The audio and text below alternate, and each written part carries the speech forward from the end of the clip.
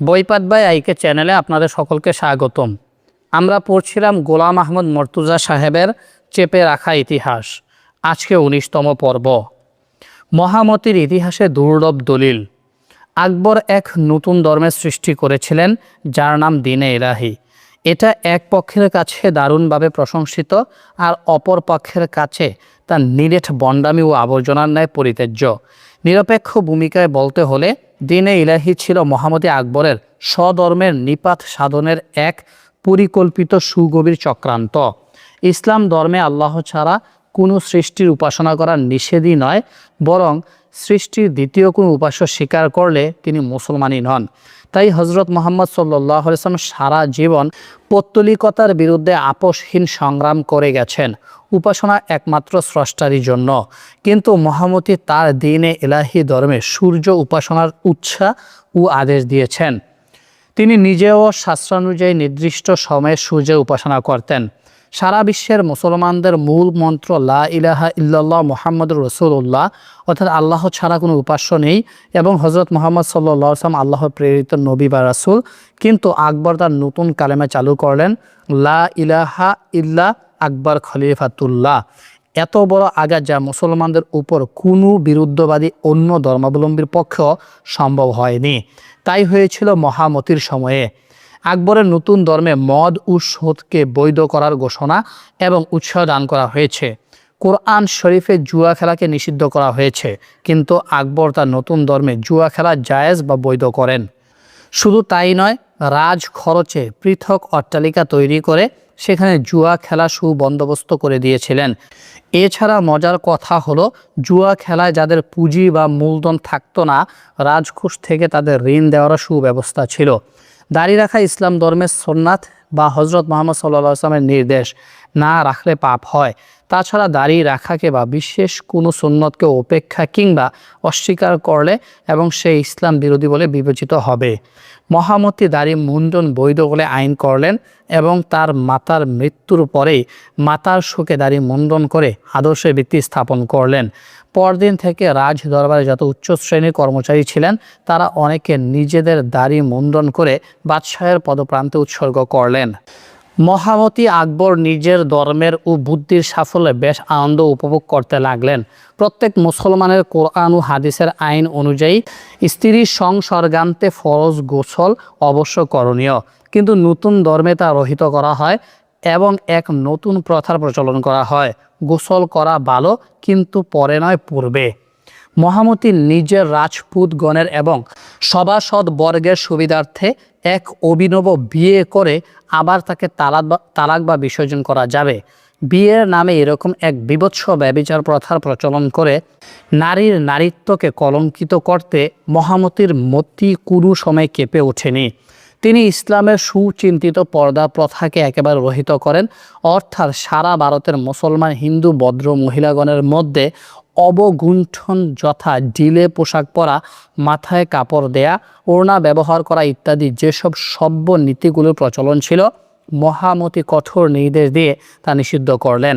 প্রত্যেক সম্প্রদায়ের মধ্যে একটা লজ্জাশীলতা ও শালীনতা বোধ ছিল, কিন্তু মহামতি পরিষ্কার নির্দেশ দিলেন বাজারে বাইরে চলাফেরার সময় মাথায় কাপড়, পর্দা অথবা অবগুণ্ঠিতা হওয়া চলবে না।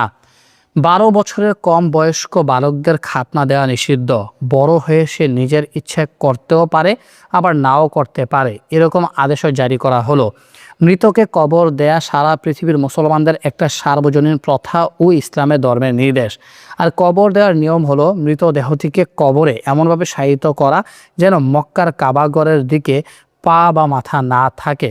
সম্রাট নির্দেশ দিলেন, মৃত ব্যক্তির স্কন্ধে একটা ইট বেঁধে পানিতে ফেলে দাও, আর যদি একান্ত কবর দিতে হয় তাহলে ভারতবর্ষের পশ্চিম দিকে কাবা শরীফ, অতএব সেদিকে পা করে মৃতদেহটিকে শায়িত রাখতে হবে। ইসলামী বিধি অনুযায়ী পুরুষের জন্য প্রকৃত রেশম সিল্ক বস্ত্র ও সোনার গহনা ব্যবহার অবৈধ। আকবর আইন করলেন পুরুষদের জন্য সোনা ও সিল্ক ব্যবহার করা নিষিদ্ধ। তার নতুন ধর্মে গরু, মোষ, মহিষ, ওট খাওয়া নিষিদ্ধ ছিল, কিন্তু বন্য জন্তু তথা বাঘ, ভাল্লুক, সিংহ ইত্যাদি খাওয়া বৈধ ছিল। গোমাংস খাওয়া শুধু নিষিদ্ধই ছিল না, বিশ্বের মুসলমানদের অতীব গুরুত্বপূর্ণ উৎসব ঈদুল আজহাতেও গরু ব্যবহার নিষিদ্ধ ছিল। মসজিদে আজান দেওয়া ও একসাথে নামাজ পড়ার নিয়ম বন্ধ করা হয়েছিল। পবিত্র মক্কা শরীফে হজ পালন যুগে যুগে সব দেশের সচ্ছল মুসলমানদের জন্য একবার জরুরি বলে ফরজ। তার সময় হঠাৎ করে আইন করে হজ নিষিদ্ধ করা হয়। কুকুর ও শুয়োর ইসলাম ধর্মের ঘৃণ্য পশু বলে চিহ্নিত। আকবর কিন্তু তার সময়ে কুকুর ও শুয়োরকে আল্লাহর কদরত অর্থাৎ মহিমা প্রকাশক ও পবিত্র বলে ঘোষণা করেন। তিনি কোরআনে বিশ্বাস করতে নিষেধ করতেন, অর্থাৎ তিনি চাইতেন সারা পৃথিবী কোরআনের প্রদর্শিত পথ থেকে বিচ্যুত হয়ে ধ্বংসের কারণ হোক।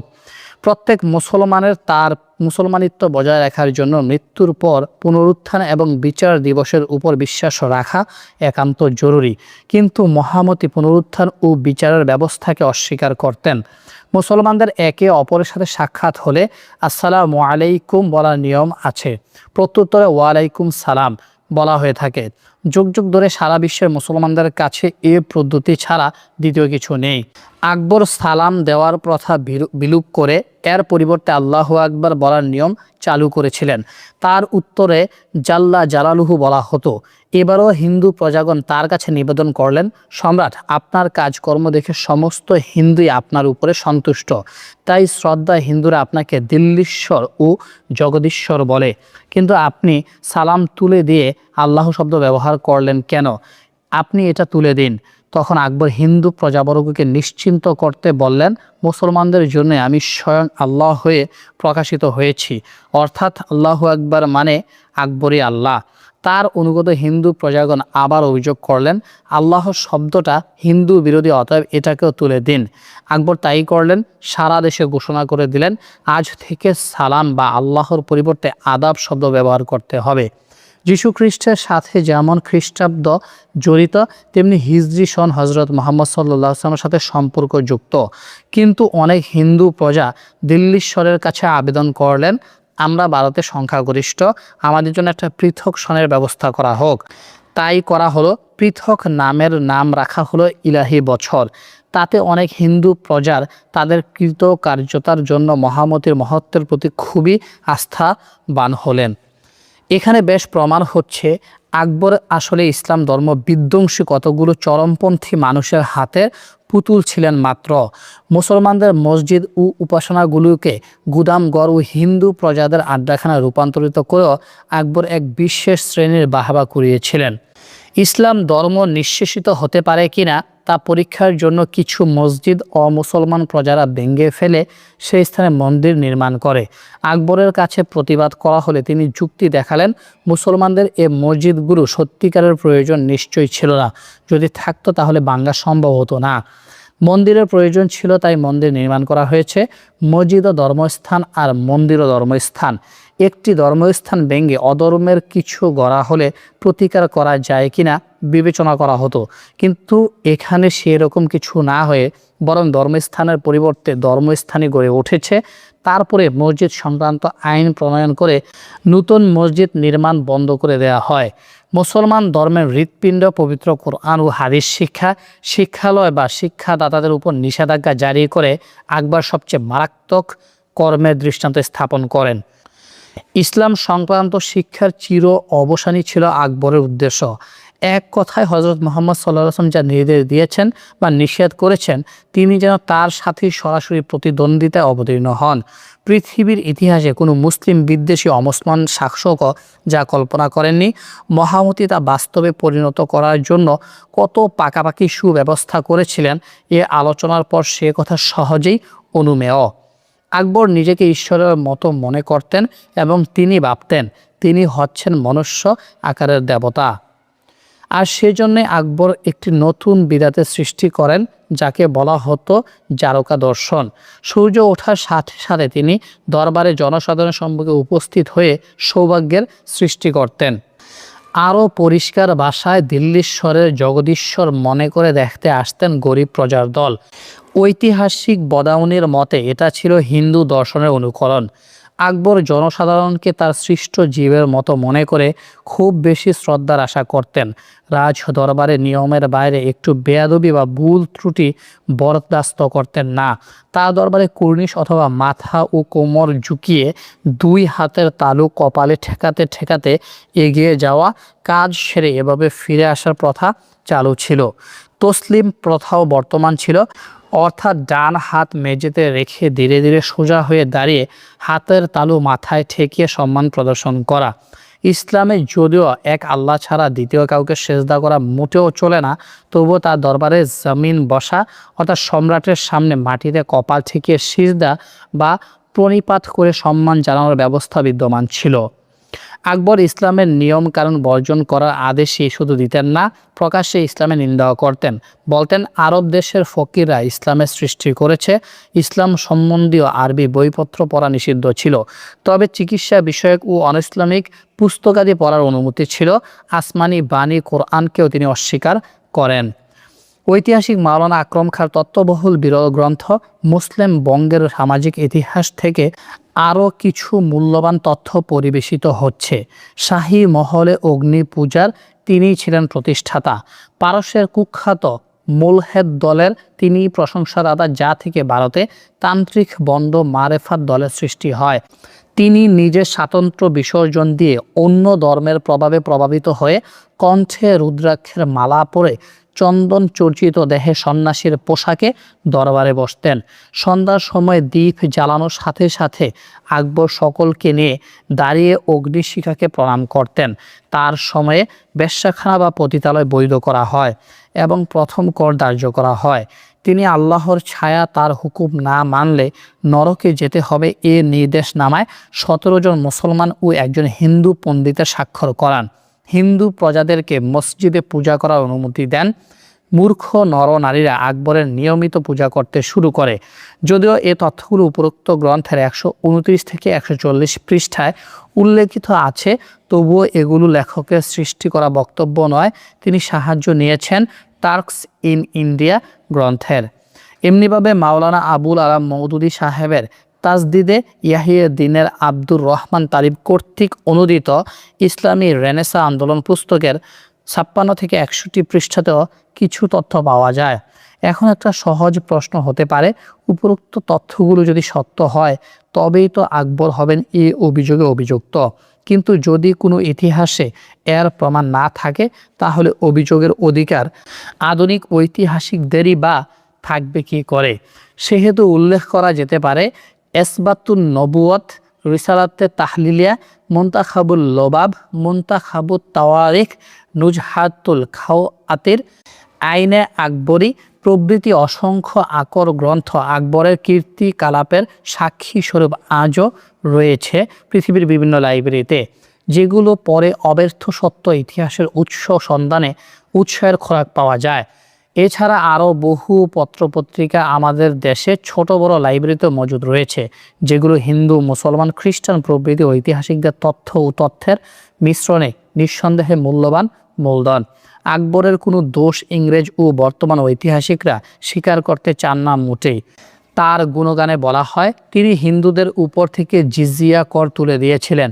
যদি ক্ষণিকের জন্য মেনে নেওয়া হয় জিজিয়া হিন্দুদের প্রতি অত্যাচার ছিল, তাহলে আকবর সিংহাসনে বসেই তা তুলে দিলে পারতেন, কিন্তু তিনি তা করেননি। আকবরনামায় আছে ১৫৬৪ খ্রিস্টাব্দে সারা ভারতবর্ষ থেকে জিজিয়া তুলে নেওয়া হয়। যদিও আকবরনামা অনেক মূল্যবান তথ্য বহন করে, তবুও মনে রাখা দরকার এই ইতিহাস আকবর লিখেছিলেন তার বিশ্বস্ত অনুচর আবুল ফজলকে দিয়ে। তাই সন তারিখের সঠিক তথ্য জানতে হলে অন্য মুনতাখাবুত তারিখ এর দিকে দৃষ্টি নিক্ষেপ করি। তাহলে এটা দ্বিতীয় খণ্ডে ২৭৬ পৃষ্ঠায় পাব। আকবর জিজিয়ার উচ্ছেদ করেছিলেন ১৫৬৪ খ্রিস্টাব্দে নয়, ১৫৭৯ খ্রিস্টাব্দে। হিন্দুদের কাছ থেকে সম্রাটের দরবারে এত বেশি উপহার ও উপঢৌকন আসতো যে তাদের কাছ থেকে জিজিয়া নেওয়ার প্রয়োজনই ছিল না। তবুও দরদি আকবর তা নিতে ছাড়েননি। তাছাড়া তর্কের খাতিরে ১৫৭৯ এর পরিবর্তে যদি ১৫৬৪ খ্রিস্টাব্দকেই জিজিয়া বিলুপের সময় বলে ধরে নেওয়া যায়, তাহলেও বলা যায় সিংহাসনে বসার পর দীর্ঘ 8টি বছর তার দরদ ছিল কোথায়? এতদিন তিনি জিজিয়ার উচ্ছেদ করলেন না কেন? তা কি সূক্ষ্ম ও নিরপেক্ষ শ্রেণীর চিন্তার বিষয় নয়? আরও গুরুত্বের ব্যাপার হলো আকবর প্রত্যেক অমুসলমানকেও যুদ্ধে যাওয়ার জন্য বা যুদ্ধে যোগদানের জন্য অস্ত্র ধারণে বাধ্যতামূলক আইন করেছিলেন। সুতরাং সেখানে জিজিয়া নেওয়া তো কোনো মতেই চলে না। তবুও জগদীশ্বর তা থেকে বিরত হননি। তা সত্ত্বেও তিনি এক বিশেষ শ্রেণীর মানুষের কাছে মহামতি বলে সুপরিচিত। আকবর অমুসলমানদের নাকি খুবই বিশ্বাস করতেন। বড় বড় সরকারি লেভেলে তথা ঐতিহাসিকদের ইতিহাসে তাই দরদি আকবরের এত সুনাম। প্রকৃত ইতিহাস কিন্তু তা না বলে বরং উল্টোটাই তুলে ধরে। আকবর প্রচলিত মনসবদারি ব্যবস্থায় 5 থেকে 10 হাজার অশ্বারোহী সৈন্যের মনসবদারদের মধ্যে অমুসলমানগণ থাকতে পারতেন, কিন্তু 10,000 থেকে 50,000 সৈন্যের মনসবদারিতে কোনো হিন্দু বা অমুসলমান নিয়োগ তিনি মেনে নিতে পারেননি। মানসিংহ ও ডোরমল এত উচ্চপদের হয়েও মাত্র 7,000 অশ্বারোহী সৈন্য রাখতে পারতেন।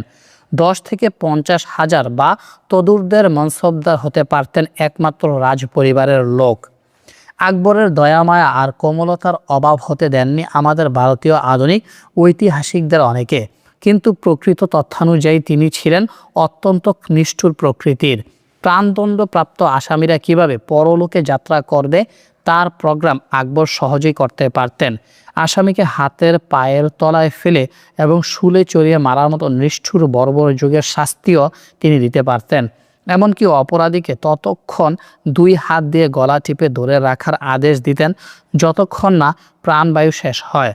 আকবর কোনো গভর্নর বা আতালিকের ত্রুটি বা অন্যায় সংবাদ পেলে বেশিরভাগ ক্ষেত্রে তদন্ত না করেই সাথে সাথে ব্যবস্থা নিতেন। ব্যবস্থা মানে একেবারে পদচ্যুত বা বরখাস্ত। আওরঙ্গজেবের পরিবর্তে বরং আকবর কাউকে বিশ্বাস করতেন না বলে যদিও তা সঠিক হয় না, তবুও কিছু প্রমাণ পেশ করা যায়। যেমন একটা অঞ্চলে সম্মানীয় একজন গভর্নরের প্রতি আকবর পূর্ণ বিশ্বাস রাখতে না পেরে অনেক ক্ষেত্রে আর একজন গভর্নর অর্থাৎ যুগ্ম গভর্নর নিয়োগ করতেন, অথচ মোটেই এর প্রয়োজন ছিল না। কাজের চাপ বেশি থাকলে তার অধীনে সহকারী রূপে আরও কর্মী রাখা যেতে পারত। যুগ্মভাবে রাখার প্রয়োজনীয়তা ছিল না। তাছাড়া কোনো একটা মাত্র ক্ষেত্রে যদি আকবর যুগ্ম গভর্নর নিয়োগ করতেন তাহলে হয়তো তার প্রসঙ্গ হয়ে উঠত না, কিন্তু সন্দেহ প্রবণতার জন্য তিনি অনেক ক্ষেত্রে এ ব্যবস্থা প্রয়োগ করেছিলেন।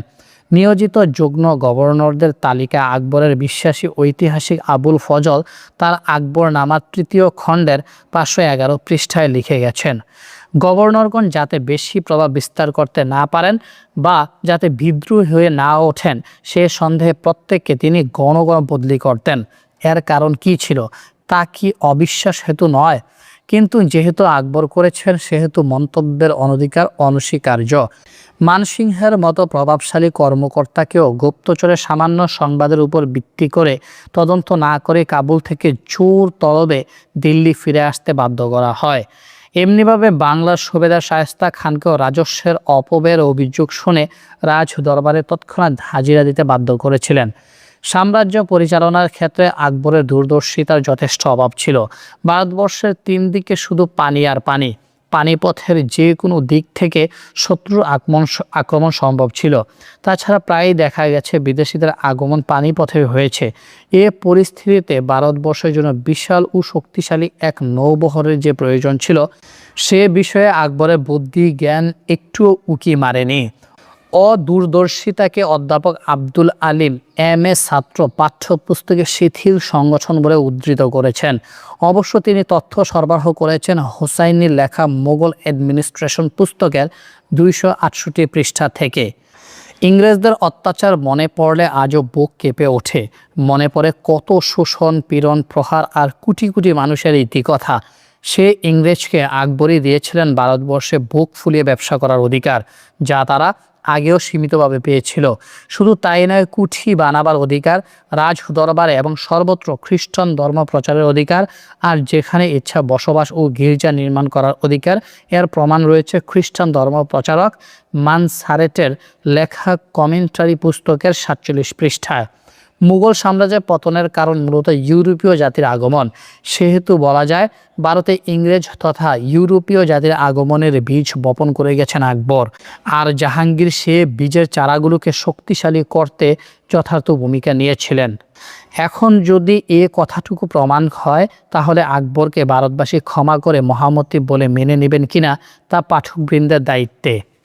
খ্রিস্টান ও হিন্দু মহিলাদের বিয়ে করা এবং তাদের স্ব ধর্ম পালন, প্রচার ও প্রসারের ক্ষেত্রে সহযোগিতা ও পূর্ণ অধিকার দান আকবরের জীবনে এক গুরুত্বপূর্ণ অধ্যায়।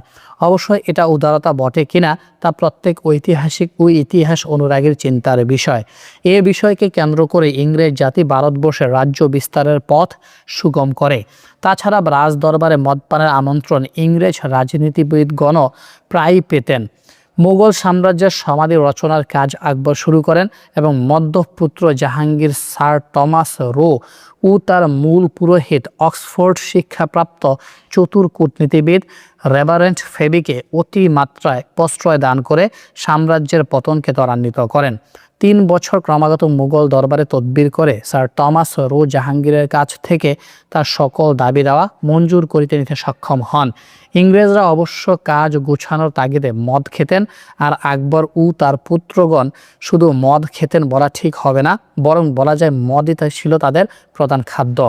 খ্রিস্টানদের মুখে তাদের বীরত্বগাথা শুনে এবং কিছু প্রত্যক্ষ করে আকবর জাহাঙ্গীর ইংরেজদের উপর ভীত হয়ে পড়েছিলেন। অবশ্য কেউ কেউ বলেন ইংরেজরা সুরা সুন্দরী রমণী দিয়ে মুগ্ধ করে দিয়েছিলেন বা পরাস্ত করে দিয়েছিলেন পিতা পুত্রের চেতনাকে। সে যাই হোক, তারা ধীরে ধীরে খ্রিস্টান ধর্মের প্রতি সশ্রদ্ধ অনুগত্য প্রকাশ করে চললেন এবং দেশের ভিতরে ইউরোপীয় ঘাঁটি তৈরি করতে অনুমতি ও সাহায্য দিলেন। আর এর ফলস্বরূপ আওরঙ্গজেবের মৃত্যুর পর থেকে উদীয়মান ইউরোপীয় শক্তি প্রত্যক্ষ ও পরোক্ষভাবে মুঘল সাম্রাজ্যের পতন ঘটান। সুতরাং মুঘল সাম্রাজ্যের পতন তথা ভারতবর্ষের স্বাধীনতার সূর্য অস্তমিত হওয়ার জন্য দায়ী আওরঙ্গজেব নন, দায়ী মূলত মহামতি বা জগদীশ্বর নামক আকবর ও জাহাঙ্গীর। এই ব্যাপারে ঐতিহাসিক প্রিঙ্গল ক্যানেডি তার হিস্টোরি অফ মোগলস গ্রন্থে যা বলেছেন, এর অর্থ হলো আকবরের গঠিত সাম্রাজ্যের দুর্বলতা তার সামরিক নীতির মধ্যে নিহিত ছিল।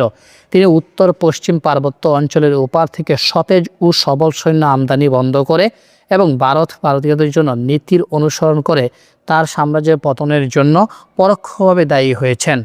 তার থিত সাম্রাজ্য যখন বিজাতীয় প্রতিকূল শক্তির দ্বারা আক্রান্ত হয়েছিল, তখন তার আর আত্মরক্ষা করার শক্তি ছিল না। এমনিভাবে বহু উদ্ধৃতির মধ্যে আর একটা উল্লেখ করা যায়, শাহজাহানের জ্যেষ্ঠ পুত্র দারা শোকো সম্রাট হলে খুব সম্ভবত অতি সত্বর অবস্থায় পতন ঘটে। মুঘল সাম্রাজ্যের এই পতন স্থগিত রাখতে কৃতকার্য হয়েছিল ইসলামী তুনিরের শেষ তীর আলমগীর বা আওরঙ্গজেব। যারা ছিলেন আকবরের মতো বিজাতীয় ভাবাপন্ন। বলা বাহুল্য, আকবরই মুঘল সাম্রাজ্যের পতনের বীজ বপন করেন। ইসলাম অনুরাগী মুহিউদ্দিন আলমগীর আওরঙ্গজেব বিজাতীয় প্রভাব দুর্নীতিসমূহ থেকে সাম্রাজ্যকে সংস্কার ও সংশোধন করার জন্য প্রাণপণ চেষ্টা করেছিলেন। এই জন্য তিনি কারো সন্তোষ বা অসন্তোষ কিছু মাত্র গ্রাহ্য করেননি। তার চেষ্টা অনেকটা ফলতবী হয়েছিল বলেই ভারতে ইসলাম ও জাতি হিসেবে মুসলমান এখনও টিকে আছে বা বেঁচে আছে। আওরঙ্গজেবের মৃত্যুর পর এরূপ অসাধারণ শক্তিশালী আদর্শ চরিত্রের কোনো ব্যক্তি আর দিল্লির সিংহাসনে আরোহণ করেননি। অতএব এত সুদীর্ঘ আলোচনার পর একথা বললে চলবে না যে আধুনিক সহজলভ্য ইতিহাসে যা আছে তাই অমৃত্যের দ্বারা নয়। প্রকৃত ঐতিহাসিকের দৃষ্টিভঙ্গিতে এবং যুক্তি বা সত্যের মাপকাঠিতে যা গ্রহণযোগ্য তা অবশ্যই পালনীয়, বাকিটুকু পরিত্যাজ্য বা পরিহারযোগ্য।